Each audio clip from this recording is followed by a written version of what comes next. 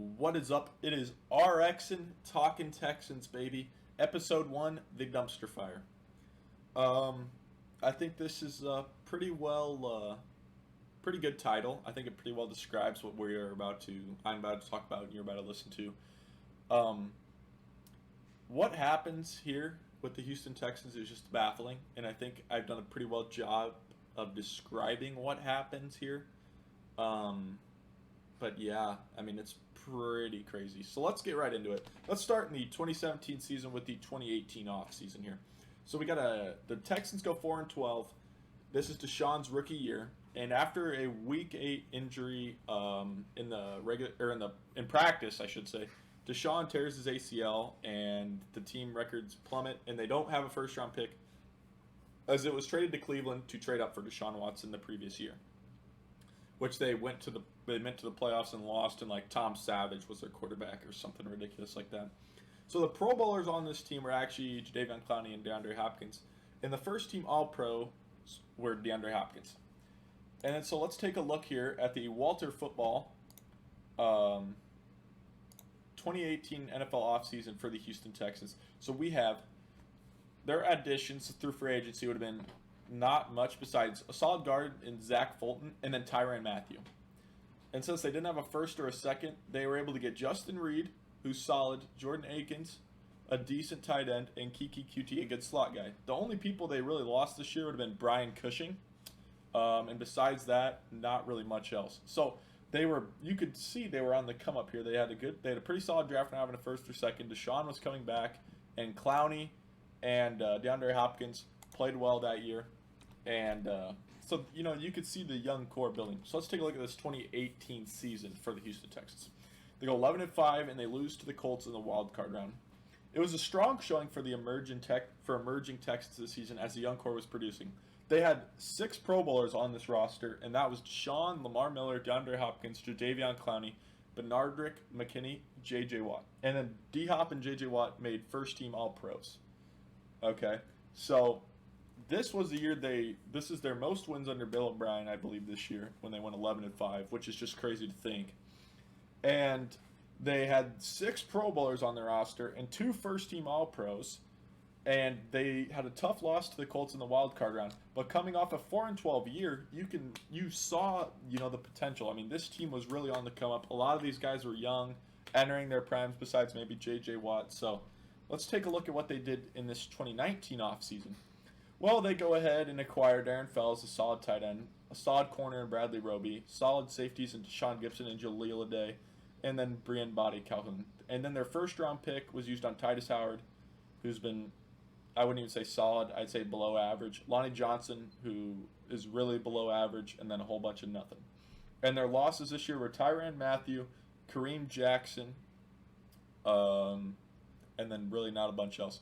So I'd say they got a little worse in the secondary, but they didn't really blow up the team per se yet. So after this season, I'm going to show you a little picture of the 6 Pro Bowlers / key pieces, which would be Deshaun Watson, DeAndre Hopkins, J.J. Watt, Lamar Miller, Will Fuller, Zach Cunningham, Benardrick McKinney, and Tyrann Mathieu. Okay, so this is just to remind you here of what the 6 Pro Bowlers / key pieces on this roster were, going into that next year, that 2019 season.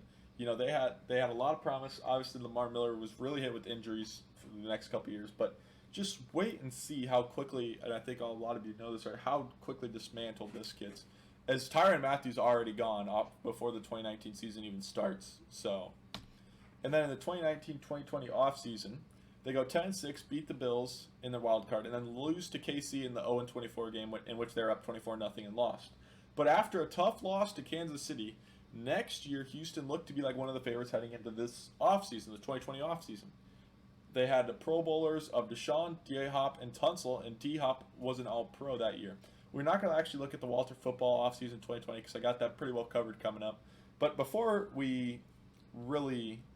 and then we'll just look at this slide quick, which is the 4-12 year, which was last year. Deshaun single-handedly wins 4 games for the Texans, balls out of his mind, and their Pro Bowlers were Deshaun and Tunsil.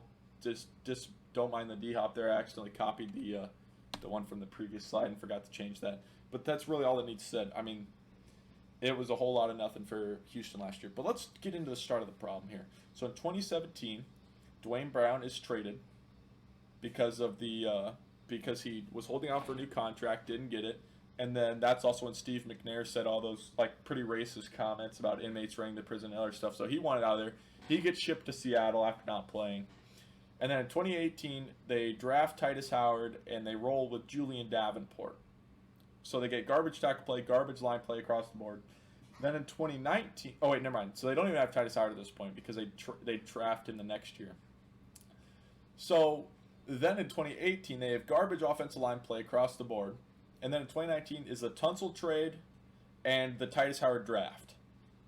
And then in 2020 is the D-Hop and Clowney trade, so they're gone. Or actually, Clowney might have even been... Clowney was 19, actually. He wasn't 2020. So D-Hop's traded in 2020. Clowney and... Clowney's gone in 2019, if I remember correctly. And then in 2021, Watt leaves and the Deshaun fiasco is happening. And that is what's just currently happened. So the dumpster fire. So this is a span of over 2 years here of the moves the King BOB had assembled. So up until the Texans trade for D-Hop was 2019 trades, which is right after. So these 4 trades there, or not the Keon Cross one, that actually happens in 2020. But so Texans trade their 2020 first. So 2 firsts because the draft in 2019 happened. They get Titus Howard. So they get Tunsil for 2 firsts, a second, and then they get Julian Davenport and then a special teamer in exchange for Tunsil, Stills, a 4th, and a 6th. Just I don't know. That's a pretty wish-washy trade for getting a franchise left tackle, but at the same time you gave up so much. I don't know. Then they just do this nonsense where they trade Jadeveon Clowney to the Seahawks in exchange for Jacob Martin and Barkevious Mingo in a 3rd. So, a 3rd. And then they go ahead and use that 3rd for Garyon Conley. So they pretty much traded Jadeveon Clowney for nothing, which is the next one. And then they trade for Duke Johnson for a 4th that becomes a 3rd. So they pretty much just did nothing. None of those trades helped. They all made the team way worse. Then 2020 happens. They trade a 6th for Keon Cross, and they trade DeAndre Hopkins as well as a 4th round selection to Arizona in exchange for a 2nd, David Johnson, and a 4th. I think we all know how bad of a trade that was. Then they go ahead and use their 2nd to get Brandon Cooks and a 4th. So you downgraded for David Johnson and 2 4ths pretty much. That's what you did because you got the 2nd from. So you pretty much turned DeAndre Hopkins into David Johnson, Brandon Cooks, and 2 4th round picks. So pretty embarrassing. This is all Bill O'Brien in the no GM era for like the 2 years there in 2019, 2020, and just blew up the damn roster after 2020 after getting to the AFC divisional round and being up 24-0 on Kansas City. So we're going to re-look back at that 6 Pro Bowlers and key pieces. D-Hop, gone. J.J. Watt, gone. Lamar Miller, gone. Will Fuller, gone to Miami this last offseason. Zach Cunningham is still unfortunately there, but Nardrick, gone to Miami. And Tyrann was gone in the 2019 season, so probably like 2018 offseason or maybe 2019 offseason, 2019 season. Whatever that was, he went to Kansas City. And then the reason there's a question mark next to Deshaun is because of the Deshaun fiasco going on in real life.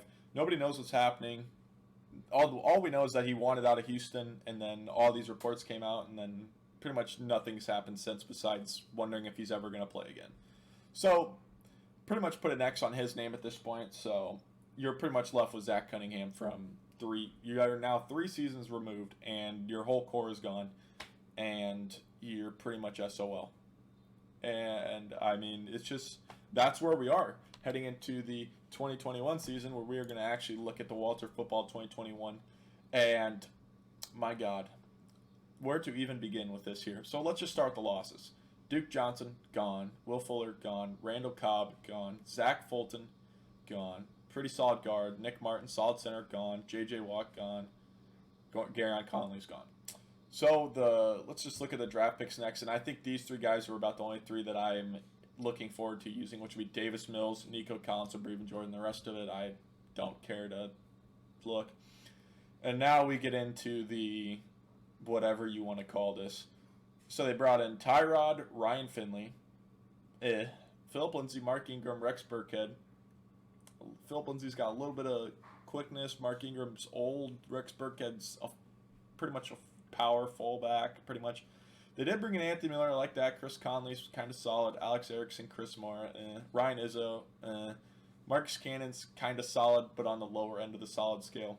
Lane Taylor, Cole Toner, Justin Britt. Shaq Lawson was solid. DeMarcus Walker. Malik Collins, kind of solid run stopper. Vincent Taylor, Jaleel Johnson. Jordan Jenkins, pretty much know what you're getting there. Not much. Kirksey. Pierre Lewis has looked kind of solid in pass coverage last year. I'm excited for him. Neville Hewitt, Joe Thomas, Tay Davis, Terrence Mitchell, and they got Desmond King at a safety, but he's kind of more of a slot corner. But I'm kind of hyped about him because he played really well, and with the Chargers that year they played really well that year. But we'll see what he can bring. I mean, just not a whole lot coming to this team. And there's one thing I want to look at here. Because this is kind of just to show you guys what we're going to be rocking with year one, which is just going to be a dumpster fire. So here we go. And this is kind of what PFF is rolling out there as the starting depth chart for 12 personnel right now, which is 2 tight ends. Which let's actually go to 11 personnel. So Tyrod Taylor would be QB1, David Johnson running back 1, Chris Conley, Brandon Cooks, and Kiki Q2 would be our 3 receivers. Ferrora Brown, I guess he had a solid grade last year with the Browns, and then we got Laramie Tunsil. They got Titus Howard playing left guard. Justin Britt coming over from Seattle. Max Sharping and Marcus Cannon as our line. And then on defense, Whitney Merciless, Malik Collins, Ross Blaylock, Jordan Jenkins, Zach Cunningham, and Christian Kirksey as our linebackers. That'd be Terrence Mitchell, Bradley Roby, and Desmond King as the 3 corners. And then Justin Reed and Eric Murray. So, rough outlook for the boys this year. So that's pretty much it for the the RxAN Talkin Texans episode 1, the dumpster fire.